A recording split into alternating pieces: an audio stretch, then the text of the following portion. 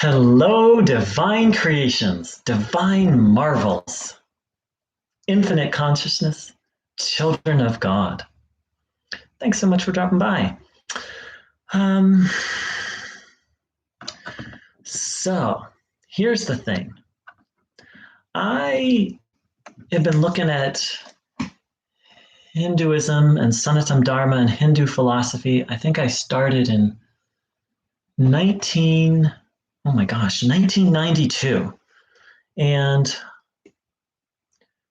what I didn't realize was that what I was being taught was Advaita Vedanta, and that Advaita Vedanta is a very small part of Sanatana Dharma or Hinduism. Very small part. Here in the West, we get taught Advaita Vedanta as if it's all of Hinduism or it's all that it's really the entire thing, when actually it isn't.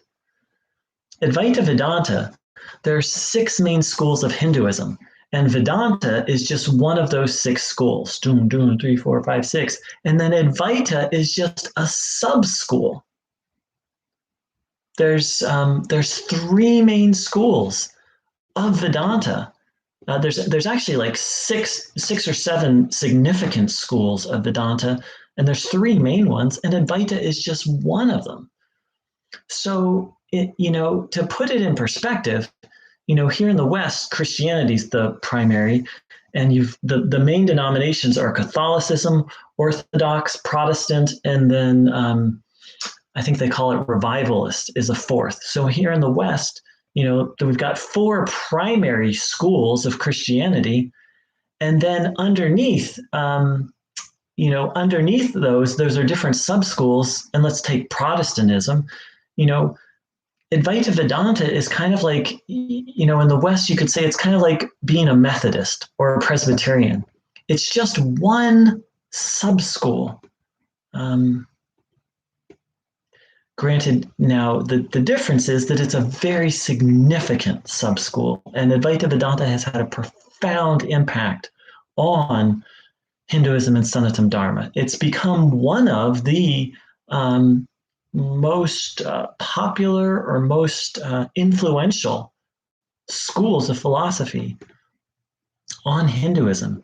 And having explored it now for, has it been almost a few years shy of 30 years. And I'm not alone in this opinion, by the way, but my opinion is that that's a really unhealthy thing, that Advaita Vedanta at its core, the philosophy of it, we'll talk a little bit about the practice of it, but the philosophy of it is horrifically unhealthy at its root. So there's 2, at its root, Advaita Vedanta says that what we are is empty consciousness. That's it. It does say that there are other aspects of our experience, such as body, thoughts, emotions, sensations, energy, but that those are not us. So in essence, what Advaita Vedanta says you are is an empty, your emptiness. That's all you are. That's the beginning and end of who you are. You're really nothing. That's something. You're basically like a cloud, and except it's your consciousness. This desireless consciousness. And so that's very appealing, because part of why it's so appealing is because it's absolute freedom, right? Like no attachment, no anger, no fear, but also no responsibility. And more importantly, and this is where it's so harmful, and I believe so wrong, no meaning. Life has no meaning in Advaita Vedanta. You have no meaning. Life has no meaning. Ramana Maharshi, who I adore Ramana, I just disagree with him on a number of points. When asked about the meaning of life, Ramana said, the meaning of the purpose, or what is the purpose of creation? I forget the exact. The purpose of creation, he said, is to lead you to the question of what is the purpose of creation, which will lead you to the question, who am I? Or what, who or what am I, in essence, which will then lead you to realization, to the realization that you are just consciousness. And that's it. According to Advaita Vedanta, life has one meaning, one purpose, to realize that you are a void, except this void, again, is just this empty consciousness, this desireless consciousness. That's the whole purpose, Advaita Vedanta says, of life. Now, again, on the surface, that sounds appealing. But when you really look at it, what that means, and then some of the deeper philosophical implications, that all of this is an illusion, that's a key component of Advaita Vedanta. Not only is all of this an illusion, but many Advaita Vedanta teachers will say, not only is it an illusion, but it never actually happened. It's such an illusion that it never happened. According to Advaita Vedanta, you watching this video right now, not only is it an illusion, but it didn't happen. According to Advaita Vedanta, it isn't happening. This is insane. And it's absolutely insane. And of course, this idea is not been a part of Hinduism. This was introduced by one person, Adi Shankara, one thinker. One person decided, read all, Hinduism's been going on since before written history. And then I think Adi Shankara was about 500 AD. I'll have to double check that.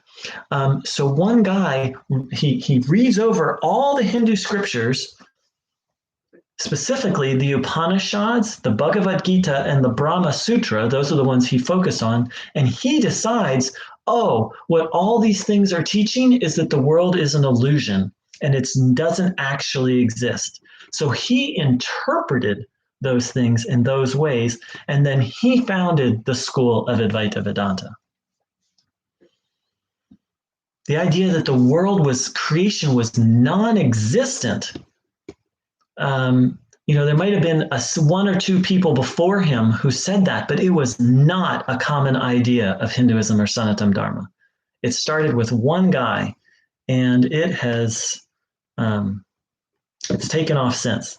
So that's Advaita Vedanta, but then let's take Neo-Advaita, which is what most of the people who claim to be teaching Advaita Vedanta, they're actually teaching what's called Neo-Advaita, which is this modern, watered-down version. So Advaita Vedanta is just straight up dangerous. The world's an illusion. In essence, you don't exist. All you are is like an empty floating cloud with no desires. Advaita Vedanta is a very unhealthy philosophy. I think if followed purely, it can lead to Ramana Maharshi is an example of a beautiful soul who lived it, but it's, there's so much to say, but we'll come back to that in a moment. But Neo-Advaita, the modern watered down version of it, is deadly. I know from my experience, it's taken me to the brink of suicide, of almost like I was on the verge of killing myself multiple times because of it. Why? Because these modern, most of, not all, but almost every modern satsang teacher is teaching it wrong. They're teaching this very intricate, subtle, and powerful philosophy completely wrong. What do I mean by that? In Advaita Vedanta, there are, and I've talked about this a lot on this channel, so I'll just say a few things briefly. There are preparatory practices that are an absolute requirement, but none of the modern, almost none, like 99% of the modern satsang teachers don't teach those practices. And many of them teach something even worse. They say you don't even have to make spiritual effort because you already are enlightened. utter insanity. Now, that teaching that you don't have to do anything because you are already enlightened, that has a very specific time and place and application, but only to an individual who is at the right stage of spiritual development. But a lot of these modern teachers are just going out and like sharing it as gospel, as teaching, that this is what Advaita Vedanta is. You already are that. There's nothing to do. You're welcome, Deborah. Thanks for listening. Ramana Maharshi himself said there's 3 classes of spiritual aspirants. There are those who, when they hear the teaching of Advaita Vedanta, they instantly realize. There are those who reflect for a short period of time. And when they hear that and after reflecting for a short period of time, then they'll realize. The 3rd class requires strenuous effort for years. That's Advaita Vedanta. Your average satsang teacher today will do one of 2 things. And so for the 3rd class, then Ramana Maharshi also said, unless you have attained one-pointedness of mind, unless your mind is primarily sattvic, meaning without desires, and unless you have no interest in the world, self-inquiry will not be successful. So that's the practical aspect of Advaita Vedanta in a nutshell. But what are these Neo-Advaita modern satsang teachers, what's their teaching in a nutshell? One of 2 things. Either you don't need to do anything because you already are enlightened, or just inquire, practice self-inquiry. So why is this such a big deal? Like on the surface, it just sounds like, hey, so someone's teaching the wrong, the first is just obnoxious and ridiculous. You don't have to do anything because you already are enlightened. To teach that to the general public, it's absurd. So we can just be like, okay, that's nonsense. But what's the big deal about teaching self-inquiry to people who don't have what is in Adi Shankara, the founder of the school, called the prerequisites, meaning what you have to have before you practice self-inquiry. Why is it such a big deal to teach someone the wrong meditation? It's a bold claim I'm making that Advaita Vedanta taught wrongly led me to the point of almost killing myself. The title of this video is Neo-Advaita Will Drive You Crazy. So how can I make such a claim? Here's why. If your mind is not prepared for self-inquiry, then self-inquiry becomes addictive. So what is an addiction? An addiction is something you do to cope with pain, which actually ends up harming you. So let's say alcohol, for example. Let's say you just start off drinking because it tastes good and feels good. But then something bad happens in your life, and so you drink alcohol to deal with the pain. Well, you actually didn't deal with the pain, you just suppressed it. So then the pain comes back. And what do? You drink again, you suppress the pain. And then the pain comes back. And what do? You drink again, but over time it takes more and more alcohol to what? Suppress the pain, not deal with it, not cope with it, not heal it, not get over what's going on, but just to suppress it. That's what leads to addiction. And then over time, your problems become more and more and bigger because you're not dealing with life. And so you need more and more alcohol, and it just creates a vicious cycle. So self-inquiry for the unprepared mind is the exact same thing. Here's why. So in yogic philosophy, and this is also Advaita Vedanta 101, which again, most of these modern satsang teachers don't know anything about. Advaita Vedanta 101, Hinduism 101 really, our mind has 3 qualities or 3 tendencies. They're called the 3 gunas: sattva, rajas, and tamas. They're very difficult to translate. The short version is that sattva is peacefulness and lucidity. Rajas is activity or desire, and tamas is lethargy, density, or ignorance. So self-inquiry, as I said earlier, according to Ramana, this is according to Ramana Maharshi, is only for someone who has a predominantly sattvic mind. If you don't have a predominantly sattvic mind, that means you have some rajas, which is, again, activity or desire, or tamas, which is ignorance, lethargy, or density. Now, if you're practicing self-inquiry and you have rajas and tamas, what are you doing? You're suppressing them. Rajas, we all need a little rajas and tamas to live. No rajas, you'd be dead. No tamas, I don't know what would happen if you had no tamas. It probably, you need a little bit of, you'd be completely ungrounded without, so you need a little bit, but anything above and beyond the bare minimum is actually painful. Tamas is ignorance. Rajas is desire or excitability.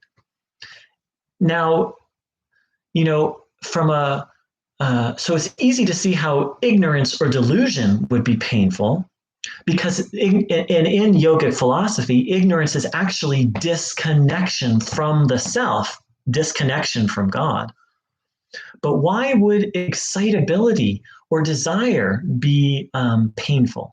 Well, again, Hinduism 101, Advaita Vedanta 101, rajas, desire means you don't feel complete and whole. You're reaching for something. And the problem with reaching for something is, let me back up a moment. So if you don't feel complete and whole, and you're reaching to something to try and give you that completion and wholeness, it's not going to work. It never works. Now, I'm not saying don't do anything. That's a whole nother topic. But if you're reaching to something for happiness, it's going to fail.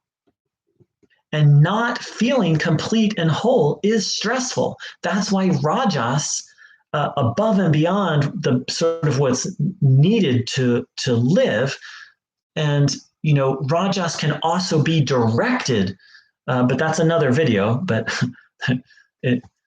Advaita Vedanta is a really deep subject, and it's been reduced to really dribble by a lot of these Neo-Advaita teachers. So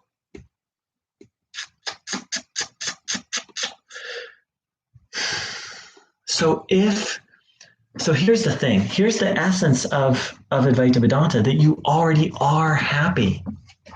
That's the theoretical truth, teaching of Advaita Vedanta, that you already have happiness. But then Advaita Vedanta is a systematic way to experience that and live that. And it includes these things I'm talking about, understanding the gunas.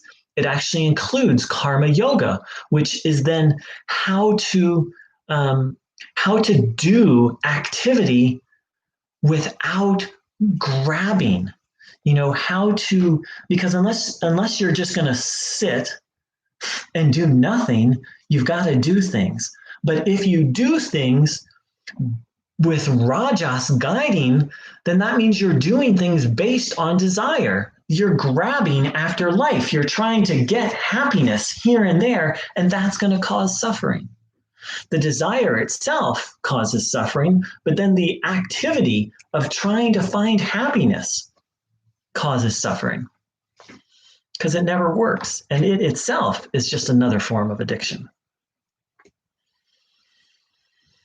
So those are just a few things that are on my mind on this topic, and thank you so much for dropping by. And Deborah, thank you so much for saying hello. Any questions, comments, feedback? I do my best to address them. And And so what I'm going to be, so I've talked about two things here today, that my belief, and I'm not alone in this, there are many, many Hindu teachers and even entire schools of Hindu philosophy that say Advaita Vedanta is unhealthy.